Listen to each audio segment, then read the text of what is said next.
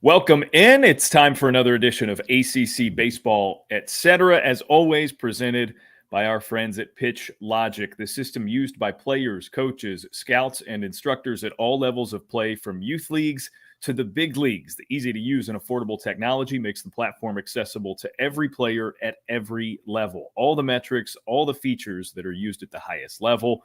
You can go to pitchlogic.com for more information. All right.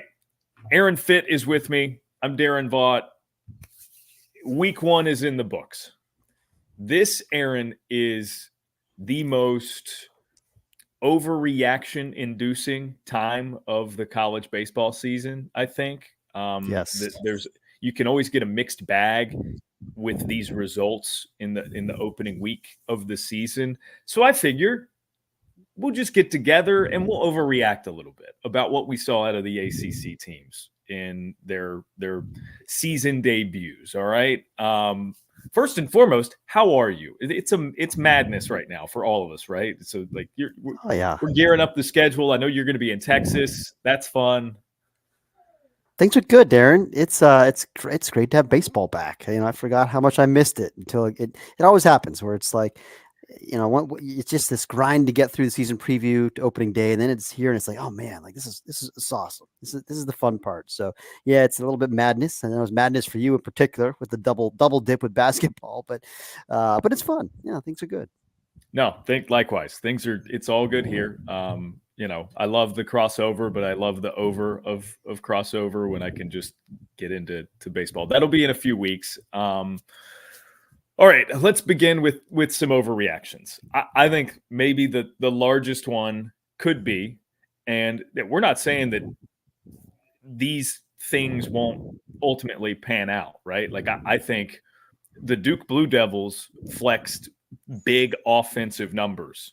Yeah, I'm not saying that they won't be a great offensive team all season long, but that was sort of something we were on the lookout for, knowing the pitching that they were going to boast this season. Like that was a given. It was a matter of, and still is a matter of, like, can the lineup produce at a level that makes them a top 10 team, a team that could potentially make it to Omaha. That's right off the bat. I think that is the overreaction that stands out from the ACC. Yep. For sure. And you know what? I think if you're going to make one big statement from opening weekend, I would say I think Duke was the most impressive, turned in the most impressive performance in college baseball in opening weekend. Just going to Coastal Carolina, very offensive ballpark. They put up 23 runs in one of those games, but the other two games they won. They still scored, but they held two really good offenses, Indiana and Coastal Carolina, to 2 and 3 runs or something like that, in those two games. I mean, and that ballpark, against those offenses, that's super loud. I mean, they validated everything we expected about their pitching. I already thought they had the best bullpen in the country. And it's interesting that even with their 2 preseason All-Americans in the bullpen, Fran O'Shell and James Town, they're still kind of ramping up. And they weren't real sharp in their lone appearance this weekend on Sunday. But it didn't matter because they've got so many other guys. And Charlie Bielenson, first and foremost, I wrote about him a lot on our site, but he's a star. I made this comp on our other podcast the other day. I mean, it's kind of like that 6-year senior who could have an impact like Kevin Kopps. I mean, it's like Kevin Kopps was a 6-year senior who kind of came out of nowhere. And I'm not saying this guy's going to win the Golden Spikes Award, but he's one of the best bullpen guys in the country. He's rubber armed like Kopps. He's got the one knockout pitch. For Kopps, it was a cutter. For Bielenson, it was that's a changeup. But he's got 4 pitches. Like Kopps did. It's just kind of built the same, even similar personalities, really likable dudes. So that comp kind of hit me this weekend, and it was inescapable. But overall, back to, I guess, what you were saying, the overreaction here is, hey, wait a minute, I think they're actually pretty darn good on offense too, and it's I know it was just one weekend, but I loved what I saw. I mean, it feels like these guys just keep hitting on their transfer portal finds, and they do such a really good job with their evaluation, especially with those Ivy League grad transfers that they seem to get every year. Bielenson was one of those guys, is a walk-on last year. This year, Logan Bravo from Harvard, who I was just really impressed with. I mean, he hit was he 7 for 15 this weekend? That's a good place to start. But hit a home run and showed some power, some strength, but also feel to control the zone. Big bodied guy, pretty athletic for a big bodied guy at first base. Liked him. I mean, the whole infield's new, right? I mean, you got Ben Miller, another Ivy transfer over at third base. Just a good all around player, a Durham kid that Pollard said they passed on out of high school. And when it came back around again, they're like, we always knew this guy was going to hit, and now he's got a position. He can play third base. And then you bring in a Zach Morris, who's just kind of the guy that makes him go at the top, that has sneaky power, VMI transfer. They love the makeup there, the grittiness. And at shortstop, Wallace Clark, he's just hitting down the 9-hole, kind of hiding down there, switch hitter with turning in better at bats than he has in his career to this point. It's 3 games, but he looks good. He looks good at the plate, and he can really defend, which is what they need from him. So turn that lineup over a little bit and hit situationally and play strong defense. So they did a good job remaking the lineup, and I do feel like it feels like a team is going to hit. Yeah. And just to follow up on Bielenson, I did the Duke at Clemson series last year with my analyst for those was Coach Ron Smith, longtime Furman baseball coach. And when Bielenson came in, I remember Ron was kind of like, oh, okay, so this guy's a thumber, right? You know the term. He's like, yeah, this dude's just going to kind of like throw some junk. He's going to hit his spots, and that's it. And then by the time that weekend was over, Bielenson had, I think it was 3 appearances in 3 games against the Tigers, and pitched really, really particularly well. And he got up to maybe like 93, 94 a couple of times. And I just remember Ron was like, oh, I was way wrong. I was way wrong on this guy. And that was his coming out party weekend. Yeah. Pollard said it the other day. He's like, that was when I kind of knew, like, hey, this guy's trustworthy. But yes, I mean, it's up to 94. He's certainly not a thumber, but like in the past, he didn't really miss a lot of bats with the fastball. He just kind of almost used it as just a way to set up his changeup, but he got some swing and miss with the fastball this weekend too. And I think maybe part of that is people are so scared about the changeup, and then the slider's better and better. And if you're a left-handed hitter, you got to worry about the cutter running in on you at 87. Like it's 4 weapons, he's just and he's fearless, and he's, like you said, rubber armed. I mean, he's made 39 appearances last year, school record. The only thing is they need to make sure they don't wear him out. Pollard said that too this weekend. Like, he's a huge part of their, their formula for where they want to go. And even Cops at the very end last, a couple of years ago when he had his great year, kind of got a little fatigued at the very end. And you saw it in that, against NC State in that super regional. So they need to make sure if they want to get to Omaha, you got to keep some bullets in the chamber there with Bielenson by the time we get to June.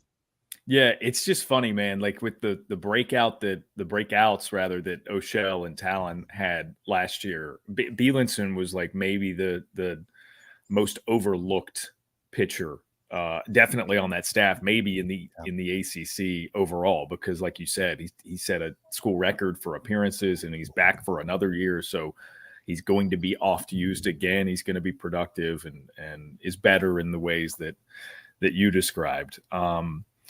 We got a couple more overreaction topics. Okay. Yep. ACC Player of the Week, Peyton Green of Georgia Tech.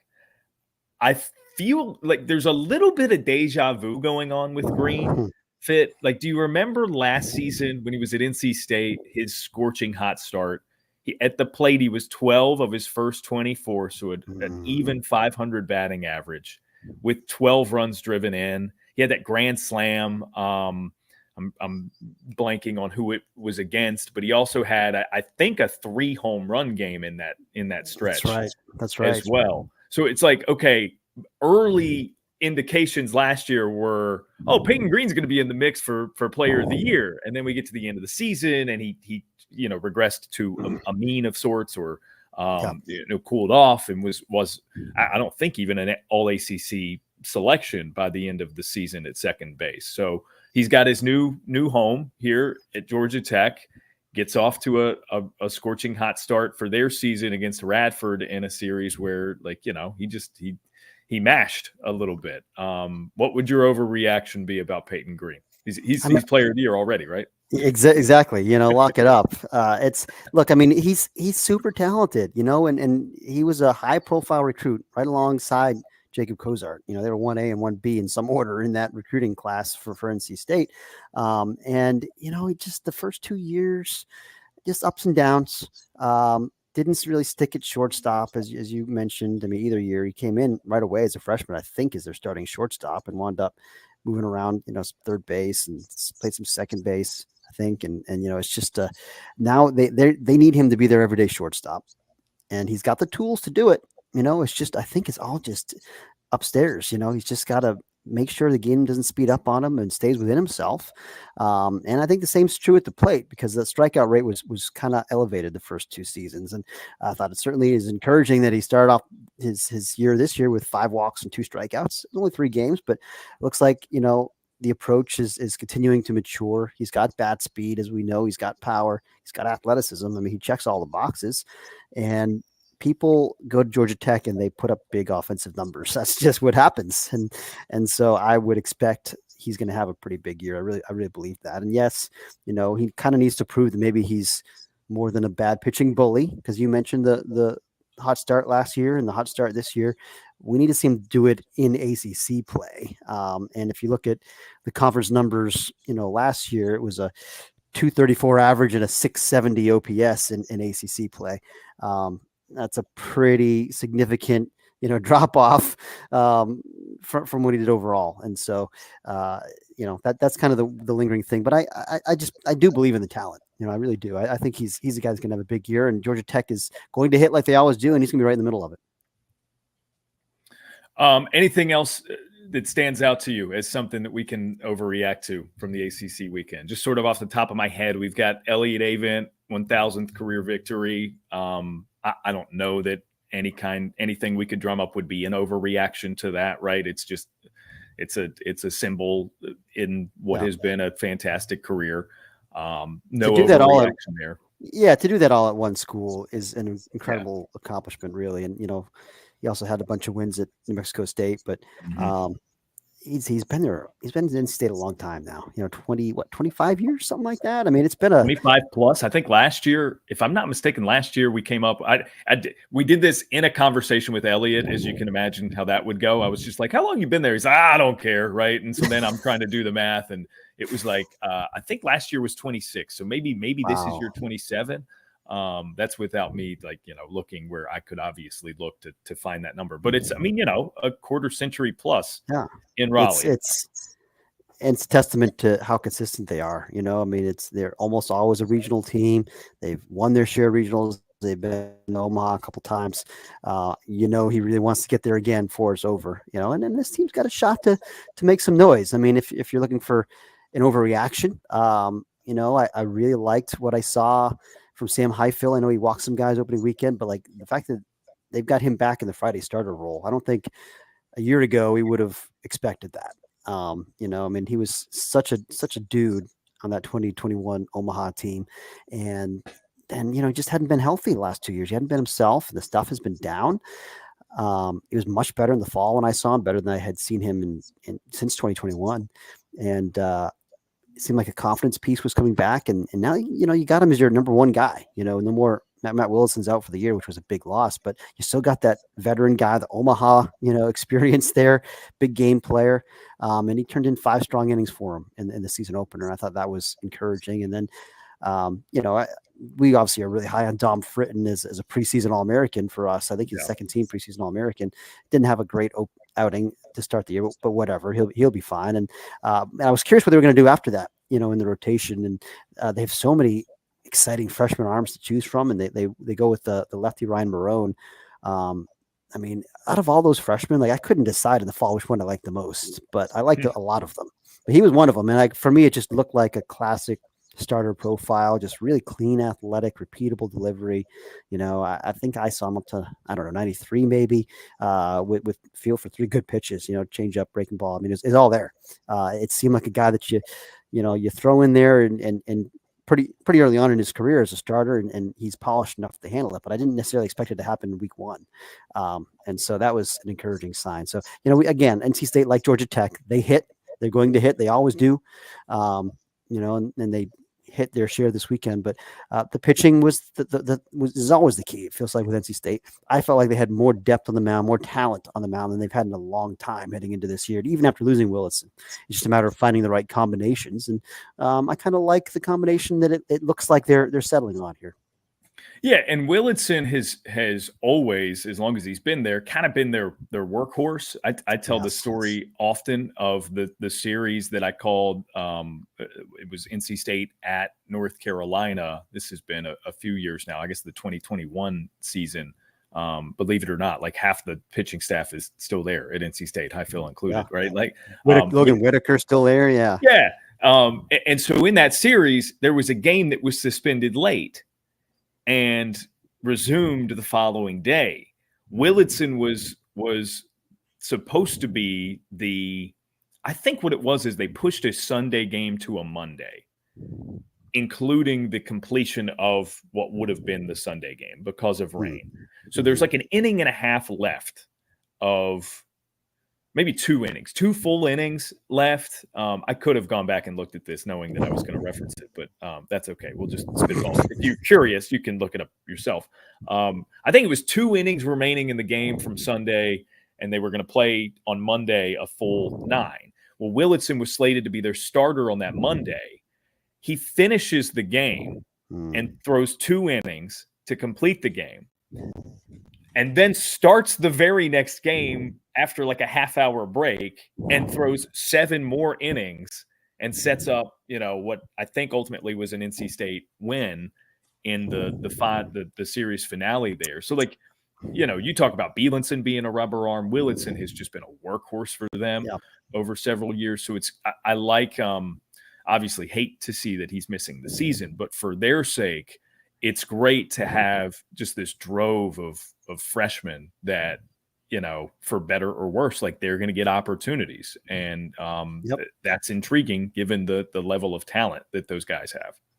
And Jacob Duden was another one this weekend, big arm in that freshman class that made 2 appearances already. And, has not given up a run yet. Looked really sharp. So he's going to be a key piece. We knew Shane Van Dam was going to be a key piece, coming out of the portal from Cortland State. Up there in New York as a football guy that, really we didn't really know like what to expect from this guy because it was like such an exciting raw arm that just hadn't pitched a lot. And he's got huge stuff. I mean, I think I saw him 97 or 98, in the fall with the breaking balls coming. And he was good too. I mean, was it 4 innings and 4 innings of shutout relief, So, I mean, that 5 strikeouts, that'll play. Pretty good debut for Van Dam. So a lot of arms, really they've got more firepower up there than they have recently. And to make a transition, I think the same is true for Florida State. I really like the way they remade their pitching staff in the off season. And did Leiter, I assume Cam Leiter got ACC Pitcher of the Week. I didn't see. Yeah. Okay. Yeah. As he should. I mean, 5 innings of 1 hit shutout ball with 13 strikeouts in your Florida State debut. Hello. Every week. Hello, Mr. Leiter. And that's a guy that, had big stuff last year at UCF as a freshman, but the walk rate was a little high. And so, that's kind of what we wanted to see. And you walk 2 guys in 5 innings, perfectly fine. Commanded the zone, and it's a huge arm. Again, like he's like a 95, 98 guy in the fall with wipeout secondary stuff. Like stuff's there, and the same is true certainly with Gavin Adams, who I don't think has pitched yet, if I'm not mistaken. So we'll see what the deal is there. But I mean, the thing is they've got enough depth. Jamie Arnold, Connor Whitaker are good veteran pieces that have experience and have stuff. And they started those 2 guys, and they've got some options there. Carson Dorsey, I thought, had a chance to be a starter coming out of the JUCO ranks from the left side. And they're using out of the bullpen, but he can be one of those like workhorse bullpen guys. He's gone 2 outings already, 5 2/3, very effective relief. So I think their pitching staff is way better than it was last year. And I thought it would be, but it's good to see, early 1 weekend, but looking for overreactions. I'm going to say Florida State's pitching staff is way better. There you go. I was going to go with Cam Leiter will be the best pitcher in the ACC this year, despite what Wake Forest has going on with Burns and Hartle and that sort of thing. That would be my overreaction from the weekend. I mean, I think it's to say he's going to be up there. I love where your head's at here for sure. I'm going to take one of them Deacons, but or Jonathan Santucci. Jonathan Santucci's got for a chance sure. to make a run at it. He looked good as well. I'll tell you what, that's going to be that showdown. I think ACC opening night, I think is Duke at Wake Forest, which I assume will be Santucci against Hartle. And there is going to be some scouting heat in for that one. I'll tell you, that's that's 2 first rounders right there. I've got the ACC NX call for that one. Oh, sweet. And I cannot wait. March 8th, I believe. So, fingers crossed things stay the same and the anticipated matchup is the matchup. That'll be a lot of fun. All right, well, let's keep it in the state of North Carolina with that in mind. The Tar Heels put up 46 runs in their opening series. Aaron, 46 runs in an opening weekend or the first 3 games of the season for the Tar Heels is their most since they scored 52 in their first 3 games of the season in 1898. Oh, 99. I was close. 90, I mean, either way, it is pre-1900 for that number. Like Pat stat, hashtag Pat stat. Yeah, that's a Pat. That's courtesy of our friend Pat James, of course. And I think I would wager a guess that over half of the listeners to this ACC baseball centric show did not realize that North Carolina was playing baseball in 1899. So that's just an unheard of gap between numbers. Therefore, it is a relatively unprecedented in not even just recent memory, in pretty distant memory back to 1900 number of runs put up by the Tar Heels in their first 3 games of the season. Is this going to be the greatest offense in Tar Heel history? Would be my overreaction. It's probably the greatest offense in sports history, isn't it? I like that. All right, now you're playing along. I like it. And I'll say this too. Wagner is not bad. I mean, they're right. I think they were the second best team in that league, the NEC last year. We picked them to finish second again. They're obviously it's like they're not ramped up yet, and you're not seeing ACC level pitching clearly, but they're not just some total pushover either. I mean, they won 32 games last year, and so that's a loud performance. I mean, it is. It's not like beating the teams that Duke beat, but it's a solid performance that certainly is eye opening because they plugged some new pieces there in that lineup too. We were high on them. We obviously really like Alex Madeira, the Juke or the D3 D2 transfer. D3. Anyway, he's from a smaller school, Arcadia up there, and they're D3, right? I think it is D3. It changes a lot. It's tough to keep up. He's a good player, and just on base machine, going to make him go. Hit 500 on the weekend, which that'll play 625 on base. Casey Cook even better, hit 625. Or is hitting, I should say, after 4 games, 625 with a 714 on base and 9 RBI. So again, as a breakout guy, he was a good player last year, Casey Cook. I've always loved that sweet left-handed swing. I do think there's more power in there. I would expect this guy, I don't know how many he had last year, maybe 3, but I bet you he gets to double digits this year. I think he's got that kind of strength and he's an emerging guy, but big fan of Anthony D'Onofrio that they brought in from Quinnipiac. Power and speed. If you look at his numbers last year, dynamic talent. And he's a true center fielder that they've gotten right because they've got this Honeycutt fellow in center. That's a pretty good sign for your defense. And then you bring in a Parks Harbor from Georgia and plug him in the middle of the order. And, he's a proven SEC power hitter. So not surprised that he's off to a good start. So yeah, it's a scary lineup, and then, we're obviously really high. Luke Stevenson, one of the better freshman bats in the country behind the plate. He's off to a solid start. Jackson Vanderbrake is going to get that bat going, but as it is, he's just an on-base machine with all those walks that he's taking. So, it's just, there's no place to breathe. There's just, all the way up and down the lineup. We thought they would be a really, really good offensive team. The concern with North Carolina heading into the year was their pitching old enough, right? Especially after they lost Jake Knapp. That was a huge loss. Like for me, that was an even bigger loss than Willitson, just because they don't have as much experience that they can lean on as NC State. They didn't have a high fill ready to step in. And so they started Folger Boa as a true freshman on opening day. First time they've done that since I think 98 or something. 1998, that is. Yeah, right. But he's the real deal, and I was talking to Pat James about him, and I think he was there this weekend. And it's a lefty that, we saw him in the fall, really good fastball slider, but Pat said that changeup's coming too. That's the other pitch that he didn't have. And so now he's a true 3-pitch guy. It's an elite slider, can miss a lot of bats. So I think he's a real ace. And they've got depth now. They do have a lot of depth in the mound. It's number 2 recruiting class in the country, largely because of all those arms. With Stevenson, certainly from a freshman hitter standpoint, but he's a blue chip guy too. But I mean, like, all those arms are special, and they're gonna need those guys to be really good early and often. And so far, so good.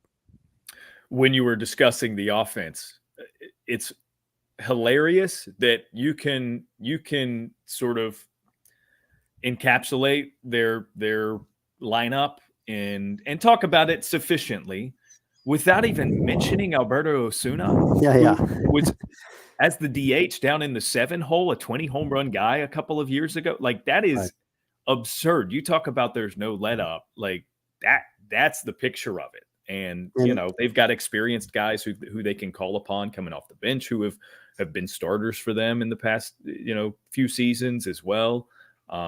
Like a Patrick Alvarez type. And, obviously Hunter Stokely, it's easy to forget these guys. Like, Stokely's been around for a while, and he just kind of does what he does. And Osuna, he had that, I think it was a hamate last year that really kind of wrecked his season. And it's like, let's not forget, this guy has got enormous power, and he could have a big year as a bounce back guy. I like him a lot as a bounce back guy this year. Yeah, I mean, if I'm not mistaken, D1 had him as a preseason All-American before last year, and that was under the assumption that he was going to be healthy. Maybe. You know what I mean? So, like, that's the kind of pop that is just sort of like hiding in the shadows in that lineup for them. So, yes, North Carolina, our overreaction, best offense in UNC program history, in the history of sports, the history of sports. All right, I've got one more overreaction, and I'm really intrigued by this one because of, similar to Duke, the level of competition was good for this team in particular. Todd Interdonato's Boston College Eagles had a pretty good opening weekend at that MLB event in the Desert Invitational, I believe it's called, facing some pretty good competition in a setting where, again, it's a mixed bag for some of these teams. I was talking to coaches. This is a non-ACC reference, but I was talking to Scott Jackson at Liberty, and he had higher hopes for the level of competition that they saw against Quinnipiac in week 1 of the season. I think the same would be true of East Carolina. They saw Ryder, a regional team back from a year ago, and it was just not very competitive. And, the coaches, they put together these schedules with competitive series in mind in this opening weekend. And it's why you see a lot of teams take on these early season events that are supposed to be regional like, and not to mention the big stage of, being on TV or streamed exclusively on d1baseball.com, like we will have this weekend. But BC looked good, man. I think I've got high hopes for them. I don't know exactly what my overreaction is, but it's something along the lines of Mike Gambino, as much as we love him now at Penn State, will not be missed. Well, Interdonato is a really good coach. I thought it was a home run hire, for sure. And I was curious, how long it was going to take him to implement his system, because it didn't happen overnight at Wofford. They were well known for, over the years, for just being this hyper aggressive base running team that's in the top 3 in the country, is stolen bases every single year. And I've had a long conversation with him before about how they came to be that at Wofford. And he kind of just realized, he said, it goes back to like 2007 or something. And like, we were this power hitting team, and like, we're just kind of a generic SoCon team. Like, everybody's just got all these boppers. We didn't do anything that made us stand out. And we said, how can we find a competitive edge? And it's like, well, let's go all in on the running game. And we just ran and got thrown out a ton like the first year or two. And then like gradually we got better and better and better at it. And, it took them a while, but like then it arrived and they became a handful to play against. And so I was kind of curious, like, his style, and it's not just the base running. There are other things too that he teaches. There's a lot of like little things that they harp on if you watch them practice. I was wondering like how quickly it was going to take to implement all that. And so far so good. I mean, their offense looks pretty dangerous. They didn't go crazy in the base pass this week, and they stole 4 bases, I think. I mean, they don't need to have elite speed to run. That's kind of like how they play. They're going to run regardless. But they got some pop now. I mean, and Nick Wang is a guy that I thought could be like a breakout power hitter this year. I mean, he had some home runs last year, but Vinny Cimini, not really a power guy, but he had 2 this weekend. I mean, just he's the heart and soul guy for that team. I mean, you got to have those guys around. He was kind of the I think he was the first player that Todd called when he got the job. It was like, hey, like this is the guy. If I can win this guy over, then I can keep this roster. Like keep them together. Yep. He's really fun. But John Collins, kind of the guy who came out of nowhere this weekend, wasn't really on my radar too much, but had a big weekend offensively. So yeah, I mean, it's, I kind of liked their offense heading into the year. I just didn't know what to make of their pitching. I mean, we thought John West was ready to have a pretty big year. He had a solid start opening night against Ohio State. And then they needed some guys to step forward. Tyler Mudd was one of them. And I think they piggybacked him, and I think he gave him 5 shutout behind West on Friday against Ohio State. He's got stuff, you can really spin it in particular. And so, there are a few others, and I'm still not, I'm not ready to say I'm sold on the pitching. I need to see more, but I mean, like, there's pretty good competition this weekend. Like you said, I mean, Kansas State was a top 25 team. They didn't win that game, but they held their own. Cal, I think, is much improved this year. I think Ohio State should be much improved this year too. They sound like they're super athletic and very left-handed. But those are 3 teams that should be competitive this year. And BC scored a lot of runs against 2 of them and pitched well against 2 of them. And, and they won in a slugfest against Cal. But yeah, I mean, it's certainly encouraging. Again, there's so many good teams in the league. Because of my question marks about their pitching, I'm not ready to say they're a regional team. So I'm not quite with you on Overreaction Theater, but they have my attention. Nice. No, that's good to hear. Good to hear. That Cal win, by the way, we're going to retrofit that later as a conference victory for oh yeah, good point. Because that will be a thing this time next year. Oh my goodness. Wow. Fitt, did we miss anything that impressed you? It doesn't have to be. There doesn't have to be an overreaction associated with it, but just as we kind of look at the ACC, I get it. Wake's Wake. We're going to talk plenty about them, so I didn't really feel the need to wedge them into this one. Anything else that stood out to you? Pretty good opening weekend for Miami. I mean, a team that, again, we just felt like a real wild card team. They lost so much in the lineup last year. They had very high hopes for Daniel Cuvette, the freshman, Cuvette, and he had a great first weekend. I think he was one of the leading tenders for ACC Freshman of the Year for us. It was, him and Burris, rather, at Georgia Tech, center fielder, and I picked Kyle Johnson from Duke, the 2A guy, who, by the way, was impressive this weekend. He looked good. We know, Aaron. We know. Yeah. We've heard making sure you knew.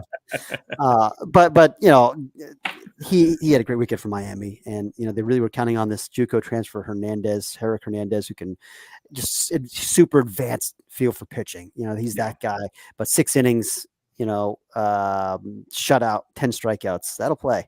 So good start for them. I mean, Gage Zeal didn't, I think, even have a great start, and he will. That should be a pretty good 1-2 punch, I think, with Hernandez and Zeal. So kind of encouraged by what I saw from Miami. Not like the strongest competition, but solid start to the year for them. Nice. All right. Well, that'll do it. That was fun. Good overreacting. Sometimes it's fun just to speak ridiculously about one outcome, right? It was good. And it allows us to sort of get it out of our system because it's going to be a long season. We got to pace ourselves. But I know for me, especially, like just the energy that's associated with the first week of the year, there's a lot of it, right? So I gotta find a way to temper it. It's almost therapeutic to just be like, you know what? I think Cam Leiter's first overall draft pick. I think Cam, you know what I mean? Yeah. Here's one more for you. Virginia Tech. I just because before we end, I just feel like I got to mention them because it's kind of a sneaky, loud opening weekend for them down there on the road at Charlotte, taking 2 out of 3. Charlotte team that we had projected to make a regional. Virginia Tech was a team that like we had just outside because there's only so many spaces for ACC teams and regionals, and we liked. Sure.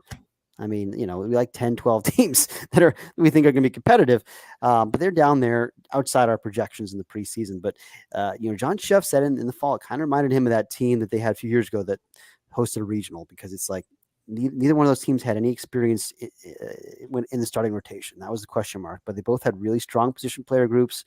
I think Virginia Tech has one of the very best infields in the country. And, if their pitching holds up the way it did this weekend, down at Charlotte against a team that should hit plenty. The first 2 games they pitched quite well. Then, this team could be very dangerous. So I don't know what my overreaction is. Maybe it's just that Virginia Tech is going to host another regional. Let's go with that. Okay. All right. Well, so I held Sheff to his overreaction, or what I interpreted to be his overreaction when he made the comparison during our preseason conversation, the same one that you're talking about, to the 22 squad. I was like, okay, so 45 wins in a super regional. Got it. All right. I'll quote you on that. There you go. He didn't put it on the board. He didn't go that far, but for purposes of our overreactions, I think that's the overreaction. 45 wins, super regional for the Hokies, and that's good work. Good week. Done and dusted. Yeah. All right. He is Aaron Fitt. This has been ACC Baseball Etc. presented by Pitch Logic. Fun stuff coming up this weekend. I'll be in Jacksonville doing the Jacksonville Classic with KP. Virginia is the ACC team in the field there. Stephen Schock, former Virginia pitcher, beloved, purveyor of cool in college sports, who was on the show earlier this week, is going to be there. So that'll be a lot of fun. And you'll be at Globe Life, right, for the big event in Texas? I will. And we need to have Stephen change his bio to say beloved purveyor of cool. I think that's about a perfect description. I wish someone would say that about me sometime. You're right. You're the purveyor of cool in someone's world, Aaron. Just not beloved. That's all. I get it. Oh, yeah. Sorry.